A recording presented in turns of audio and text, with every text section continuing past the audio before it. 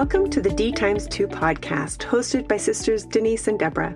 We are all about finding balance in the various parts of life. Using the wheel of life as our guide, we explore how to keep each spoke rolling smoothly. We discuss health and wellness, education and spirituality, as well as mental and emotional growth. Join us for real conversations, practical tips, and a few laughs as we share stories, insights, and strategies to help you create a life that feels balanced, purposeful, and designed by you. Hi, Deborah. Hi, Denise. How are you? I'm doing well. How about yourself? I'm doing pretty well. Yeah. Good. No main complaints. Oh, yeah. That's always a good thing. Yeah. Always things going on, but nothing too big. Yes. Very good. Yeah. So we normally start with some chit-chat back and forth or a funny story or something that happened. Today we're going to start with a question that was sent in to us by a listener. Yes. So this listener said they have a lot of stuff. Too much stuff. And that they might need someday, and they don't get rid of very much things because they might need it someday. But they want to declutter. Yeah. So their question is, how can they do that? Do you have any suggestions on that?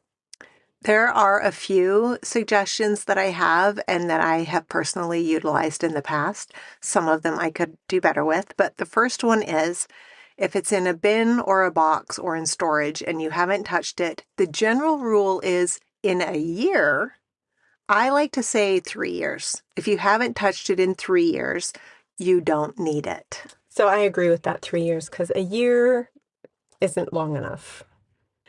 Some things are once a year, but I think 3 years is a good rule. So an example in my life is I have some storage totes and some boxes that we packed when we moved from our house in California, and that was 5 years ago, and they are still packed. You haven't needed what's in there, apparently. Well, some of them are books, and I don't have, everything's digital now. Yeah. I love to have a library, but I should just donate them. Yeah. Okay? But part of me is I love books so much that I don't want to part with them. But some of them are clothes. I'm not going to ever use those. I mean, they're socks. They've already been replaced, right? I'm never going to use them again. Yeah. So just get rid of it. But I haven't, because there's that process of going through. Sometimes that process of going through takes so long, and it's kind of daunting that we don't want to do it because we feel like it's going to take so long. So I did start on it. I had high aspirations a little while ago, and I was like, if I can just open a box a day, go through it, decide if I'm keeping it, getting rid of it, whatever, that was more manageable to me, because I tend to open everything and spread everything out, and then I'm done, and then I have a mess. And then you have to put it all back, and you don't see it for 3 more years. Right. I like that idea. One box. You said a box a day. I think I personally could handle a box a week, because every day might be too much for me. Well, clearly it's been too much for me because I haven't done it. But I thought I could do a box a day. Mm-hmm.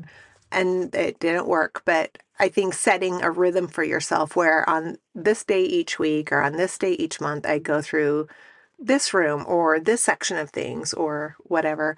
But then one of the other things that gained a lot of traction a few years ago was the Marie Kondo method, where you literally look or touch each item and think, does this spark joy?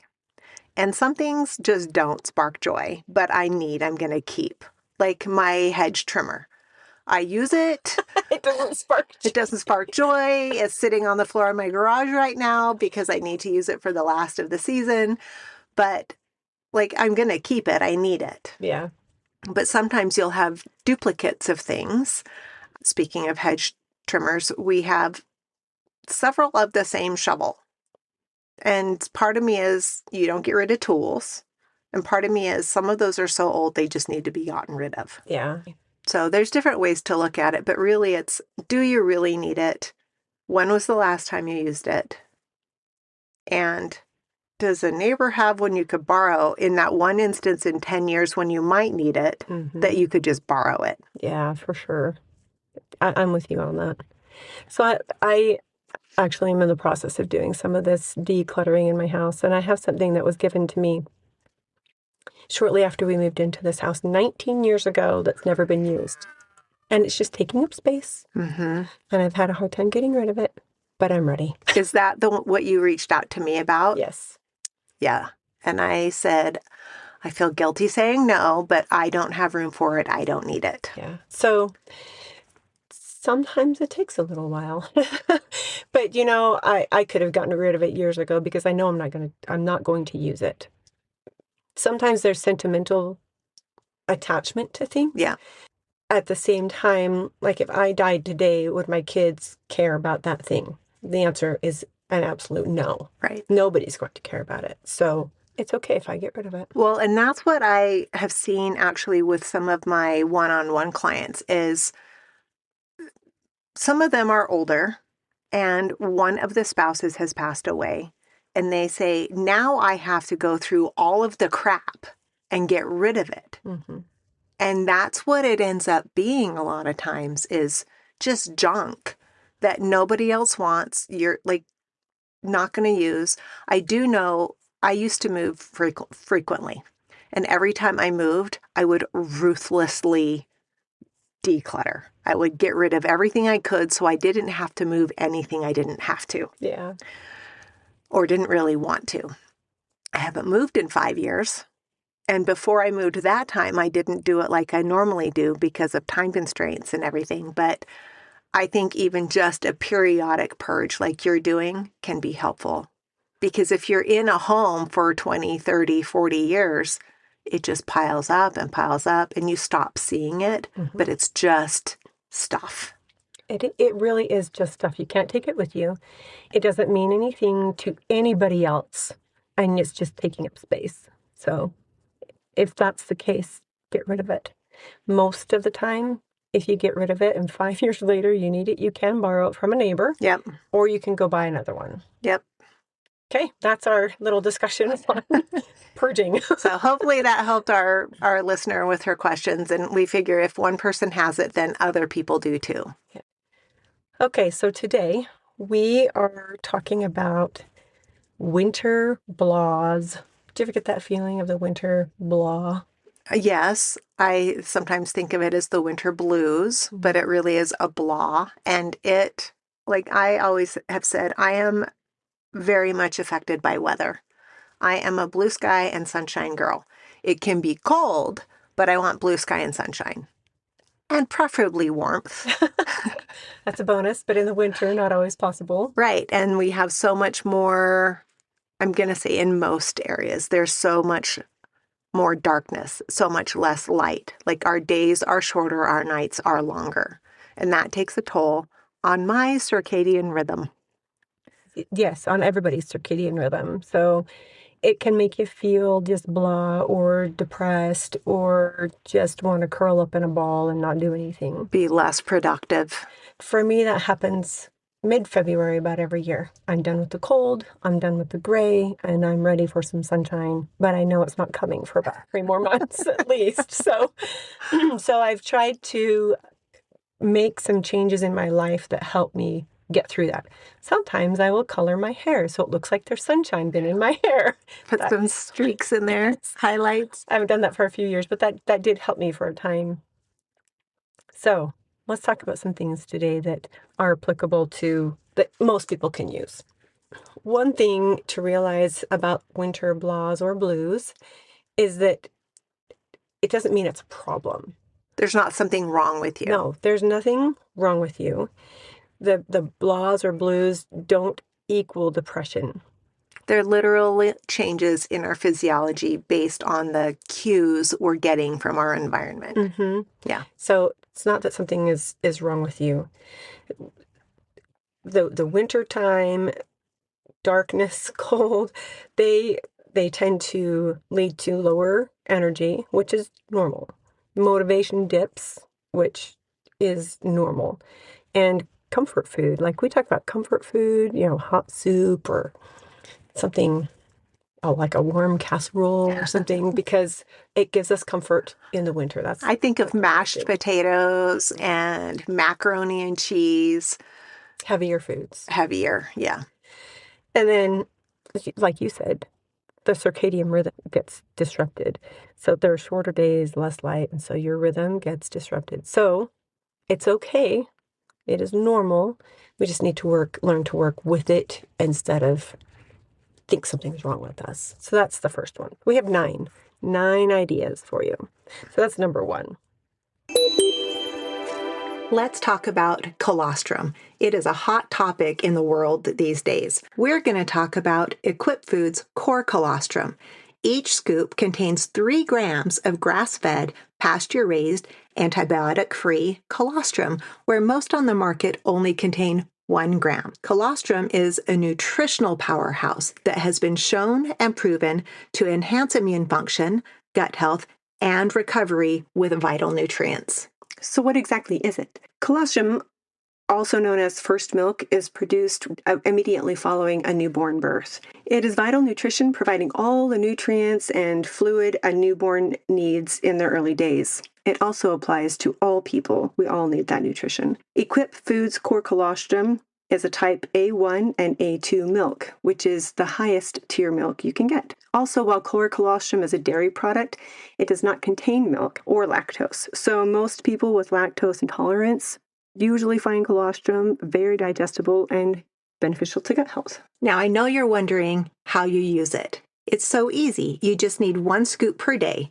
and you can add it into tea or coffee. You can add it to a protein shake or to yogurt, or you can even add it into your favorite baked goods. It's also cost effective. So its core colostrum is about 51 cents per serving compared to 91 cents per serving or more for competitors. So if you go to equipfoods.com and use the promo code D2 or DX2, you'll get a great discount. Number 2 is that light is medicine, even if you don't feel it. Or if you don't feel like it affects you, like that's why the sunshine matters to me. Mm-hmm. It literally fills my battery. And the gray feels like my battery is disconnected. It's drained all the way and disconnected. She has no charger. But morning sunlight, especially within 30 minutes of when you wake up, even if it's only 5 or 10 minutes, really helps to give your body that light energy that it needs, even if it's coming through gray clouds, the sunlight.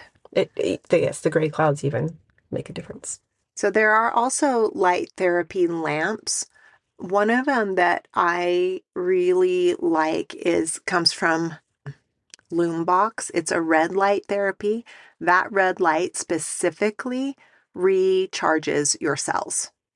But there are also some that are like a 10,000 lux, just sunlight, daylight light that you can stand in front of while you're getting ready or put by your chair where you drink your morning smoothie or tea or whatever you have to get that 5 to 10 minutes. I like to get 15 minutes. But that light therapy really helps. Also, I'm a big fan of opening the curtains or the blinds as soon as there's sunlight coming through. I did it this morning. It was still like the sun was barely coming out. It's gray outside, but I was letting the sunlight into my house. So I open my blinds the night before so that as soon as, not in my bedroom, but in my living room and kitchen, all the other rooms except for my bedroom, I open them so that when the light starts coming, like it's coming. So. Oh, I would never. But I'm up very early and I don't know, I don't like people to be able to see into my house when I'm... Oh, yes, you live you have neighbors close by. Yes. I have a field behind my house, so I can do that. And I have people who leave for work at 6 o'clock in the morning. So they're people have seen me in less than fully clothed situation just because my blinds were open too early. But the second that light starts popping over the horizon, I open them up. Yeah, it really is nice. I have a friend that she gets seasonal affective disorder or SAD. And she started going to the tanning beds and just doing red light therapy on the tanning bed. And she said it made a huge difference. You told me about that a few years ago. And I don't think I truly have seasonal affective disorder, but I really, really feel the gray, gloomy days. And so I go sometimes, not a lot, but I will go. But I really like the in-home where you can do just an everyday light exposure. Yeah. Without it breaking the bank. Yeah. And this is light, like try to see what you can do to get light into your eyes and onto your skin before it's the light from your phone. Yes, for sure. Yeah, that light. Yeah. Don't check your phone first thing in the morning. Check the outside light first. Yes.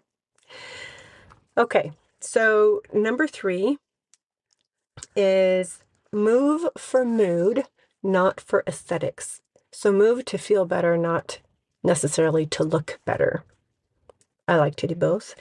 I'd like to do both too, but if I can only do one or the other, I'm going to move for mood. Yeah. So exercise in the winter, just try to reframe it. It's for nervous system regulation. It does help your mood. That's why we said move for mood. It increases your dopamine and your serotonin. So all of your feel-good neurotransmitters. Yeah. And in boosting your serotonin, it will help you sleep better. So that's good. And then we're moving for energy creation, not energy depletion. So again, mood, not necessarily to kill it in the gym and spend everything, leave it all on the mat. Yeah. Yeah. Although I do like to do that. You don't have to. Like if you're just feeling blah, just move. So some easy movement things in the winter as a 10-minute walk. Now, around here it does snow. And I almost killed myself this weekend because there was blue sky and sunshine and I wanted to go outside and walk because I haven't been able to. And there was ice in all of the shady parts and I was not prepared for that because I was focused on the blue sky. Yeah. Just be mindful of where you're walking. You can walk around your house, honestly. You mean inside your house? Inside your house, I've done it. Just walk by your windows so that you're getting some light and you're just walking. You can walk on a treadmill, but just move. Just walk. 10 minutes. Easy. So you can do strength training. For me, that is a huge mood payoff. I love to strength train, and the winter for me is a great time to get my summer body ready so I can paddleboard and pickleball and hike and all of those good things. Here's one that not very many people think about, and it's rebounding or jumping on a mini trampoline. Yeah. You can do that in your house. That really gets things moving. Yeah, your lymphatic system, your blood system, like everything. And it works all of the cells and tissues in your body, as does a vibration plate. So like a whole body vibration. So Deborah and I both have whole body vibration plates in our house. And I don't know about you, but it sure feels good to get on there and rev that up and stand there because it gets your blood flowing and wakes everything up too. Yeah. I like that. Yeah. I try to use it in the morning, at least for a couple of minutes, even on my most rushed mornings. 2 or 3 minutes is plenty. But on the days when I have time, I'll just stand there, I'll stretch on it. And then sometimes I will do some of my strength training on it. And I just feel amazing. They're an amazing tool. Yeah. But rebounding, the mini trampoline or vibration plates, fantastic tools. And then you talked about stretching on the whole body vibration. It feels fantastic. If you don't have one, though, you can stretch while you're watching a movie or TV or I did that. Your favorite show. Just the other night, I had my yoga mat on the floor and I was stretching in the evening while I watched a show. Easy to do, but really, really does help. It does help, yeah. Yep. So you don't need motivation. You just need momentum, little bits every day of movement for mood, not for aesthetics. So what's number 4, Deb? Number 4 is to create a winter rhythm, not a summer one. And I'm going to tell you, honestly, I'm still working on this because I really like the summer one. No. And I get a little resentful almost to have to switch to a winter one because I just love the summer warm months that much. But one of the things that really helps with a winter rhythm is to deliberately get more sleep. I think of it really as hibernation season. That's why we want the comfort foods, we want warmth, we want more sleep. Like it's hibernate recovery time. Mm-hmm. So have slower mornings and earlier nights. It's dark early It's dark at like 5 o'clock. where we are. Yeah, it does. And like I look at my clock thinking, is it midnight? And nope, it's 7 o'clock. Mm-hmm. Yeah, but it's okay. Go to bed early and have fewer expectations on yourself. You're not going to be as productive. Like I said, it's some of that recovery time. It's your winter rhythm so that you have what you need to spend on reserve and on tap for in the summertime. Mm-hmm. Want to say just give yourself grace and be understanding that you do have to adjust rhythms. I'm talking to myself here too. You do have to adjust your routine seasonally and let go of the shoulds, thinking you should be doing more. My brain goes to what are my absolute minimums?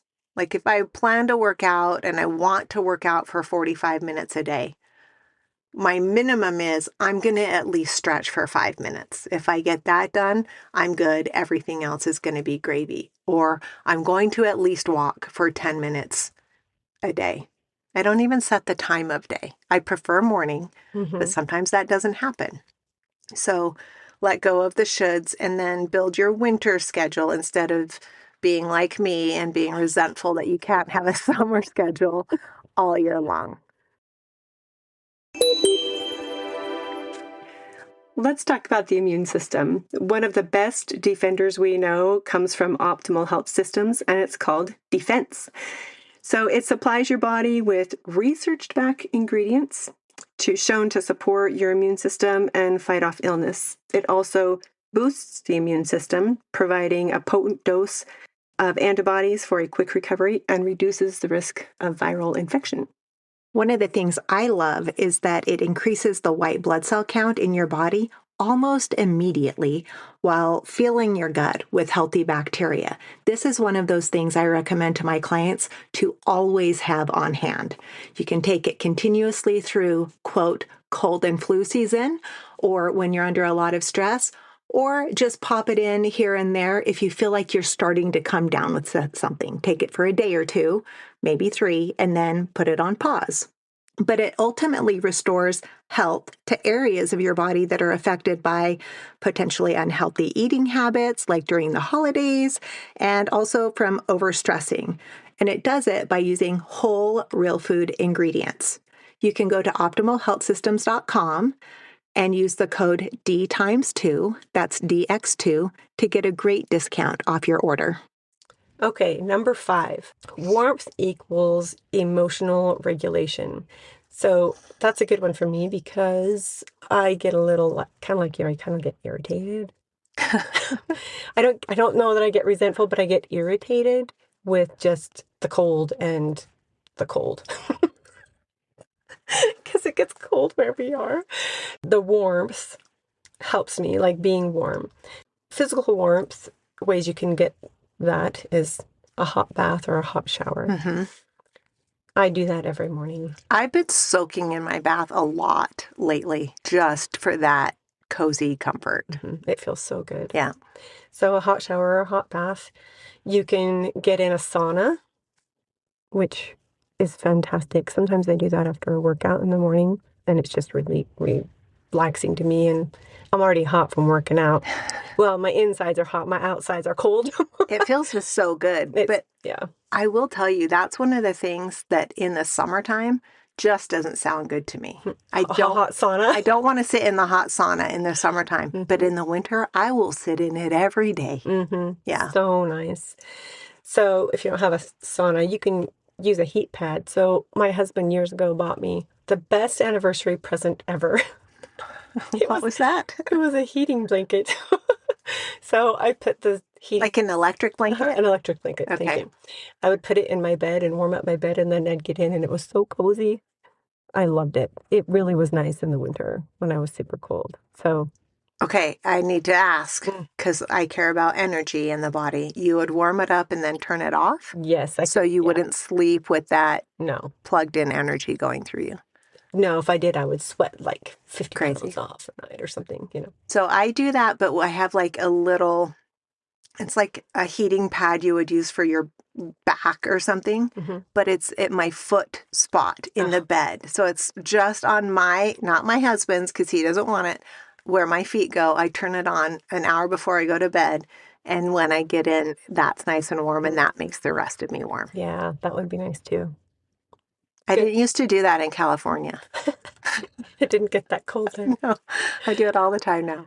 So another thing, like when it gets cold, people say, "Oh, it's sweater weather." Oh, sweater weather. So warm, cozy clothing, nice warm socks and cozy blankets. Like on my couch right now, I have this nice cozy blanket to curl up under, and it just helps And we're you both move. talking to you in our sweatshirts. Yes, with socks on. And I have a blanket wrapped around my feet. Like, Yeah, just get cozy. it helps. It just helps your emotions. It helps your emotional regulation. Yeah. Yeah. So the last suggestion I have is warm drinks. Oh, yes. Big fan. So warm bone broth or tea or hot chocolate, or if you drink coffee in the morning, coffee, not late afternoon. Soups, even. Mm-hmm. Yeah, light. Something warm. It does help you feel good. It warms you up from the inside out. Our dad likes to do warm water or warm lemon water. That's really good. The solution sometimes isn't therapy. It's just warm socks. Yep. Makes a big difference for me. Okay, so number 6 is nutrition. Nutrition for winter energy. It's without getting like into all of the diet stigma or diet wars. The bottom line is you need to, number 1, prioritize your protein. Always, always, always prioritize your protein. That really helps with blood sugar stability. And then don't undereat. In the wintertime, your body needs the fuel and it wants some of those cozier, heartier foods. So don't go overboard, but don't undereat. Don't pack on your winter fluff. Yeah. Just eat enough to be warm. And then warm, comforting meals like the soup or casseroles, or like last night we had grilled salmon, roasted asparagus, rice. All of it was warm. But in the summertime, a lot of times we'll do salads as our meal or smoothies as our meal. But right now it's time for warm, comforting meals. That's better for you than cold foods. And then remembering that fatigue that we get sometimes in the wintertime, magnesium will help and electrolytes will help. They help you year round with that, but especially when you notice a decline in your energy during those winter blahs. Thought to just have in mind is, are you actually tired or are you under fueling?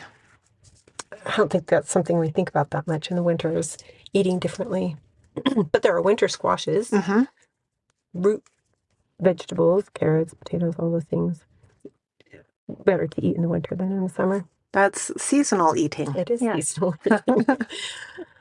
Okay. Number 7, plan tiny joy on purpose. So your winter joy needs to be intentionally scheduled.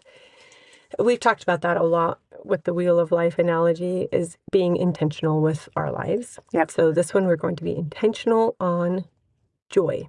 On a weekly basis, plan something that you look forward to doing. Do you do that? Oh yes. Oh, you should have seen her face. I feel like I always need something to look forward to. And sometimes it's a favorite thing to do with Tom during the week or on the weekend. Sometimes it's something just for myself. Sometimes it's both. And then another thing is always, like, I love to travel.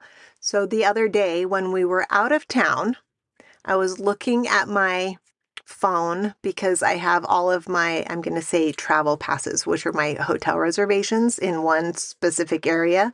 And I flipped through them, and just knowing that I still had 3 more already on the books trips for 2026 gave me joy. Nice. So just having something to look forward to. I wasn't scheduling them. I wasn't going on them, but the flipping through and looking and knowing why I'm going and what I'm doing brought me joy. Nice. I like that. I have a friend who goes on a cruise every February. To get away from the winter blahs. And it fuels them up for the next couple months. Yeah. Do you? Yes. I like to take a nice long nap on Sundays, and I look forward to it all week. It's not a 20-minute quick get it done. It's a nice sleep as long as I want to nap. It really helps me recharge. Tom says he asks me, are you going to just sleep until you wake up? Yes, it's that kind of a nap. Here's an idea you could do, whether you are a family or by yourself or a couple: candle-lit dinners.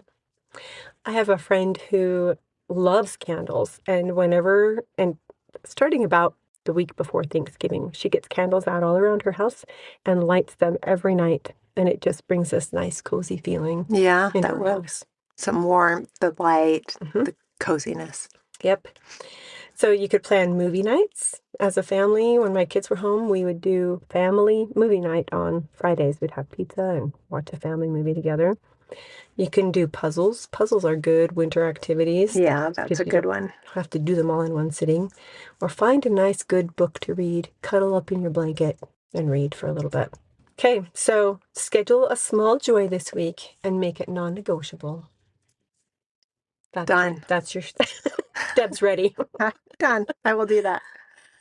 I always say find joy in the journey, right? So the things that bring you joy are the things you need to deliberately make sure are in there. Yes. Part of your life. And they're different in the winter than they are in the summer. Yes. And it's okay. They are. So number 8 is to do a gentle mental health check. So sometimes when you are having the winter blahs, you might need some support. Yeah, there might be persistent hopelessness. You might be feeling like you're withdrawing from life, or you might notice that you're sleeping a lot more, not just a little more, but a lot more, and then don't have as much pleasure. That might be something that is more towards the seasonal affective disorder situation, and you might need some actual external help with that. Don't ignore it. Yeah. So let's normalize asking for help without any fear or shame. Yes, there shouldn't be fear or shame if you have serious problems, get the help you need from whoever you need the help. Yeah. So I told you we had 9. So here's number 9. You can make it through the winter. Try some of these things we've suggested, and try to remember that winter isn't a season to conquer. It's a season to tend. Tend to yourself, tend to your family, tend to your emotions with love and grace. Not hang on by your fingernails to just make it through until spring. No, because that goes against everything that you and I talk about. Yeah. Right? Planning your life, living your life on purpose. Choose some winter things that will make you happy, indoors or outdoors. I know people who go snowshoeing every Tuesday. They've invited me along, and I say, no, thank you. I understand why you are. I don't want to do it. Or go on the mountain and go snow skiing, or whatever your thing may be. I like to cozy up inside and look at the weather from inside. So we live where it's cold. Yeah. I have a daughter that lives in Texas, and some people think it doesn't get cold in Texas, but it absolutely does. Yeah. I've been down there when it's like 40 degrees and humid, and it's very cold. So even if you don't live where there's snow, it's going to be cold. If you're used to 80-degree weather and it's now 60 degrees, it's going to be cold. So find some things that you can do. Put on a jacket or coat and find something outside that you can do. Get cozy. I'm going to give Deb's personal life example of this. Okay. When Tom and I got married, we got married right after Christmas, loaded up the moving truck, and moved me from Colorado, where there's 300 days of blue sky and sunshine a year, to California, Sacramento area. So kind of central, not truly northern, but more central. And so we got there right at the new year, and the sun didn't come out for 3 months. Oh boy. And I would check the weather and it would say it was going to be 60 degrees or 55 degrees. And I'd think, oh, that's great. Because in Colorado, that feels different than in California in the wintertime. Mm-hmm. So I was freezing and it was gray all the time. And Deb was sad. I was sad. And one day I said to Tom, you're going up into the mountains for work today. Can I just ride with you so I can get above the clouds? And it made me so happy. I rode with him in his work truck and I just looked at the scenery and we got above the clouds and there was blue sky and sunshine. It was still cold. It was snowy. It was beautiful. But you don't think of even California as being cold. But everywhere has their weather rhythms and their weather patterns, some to more serious degrees than others. But either way, it's a shift and you need to have a plan.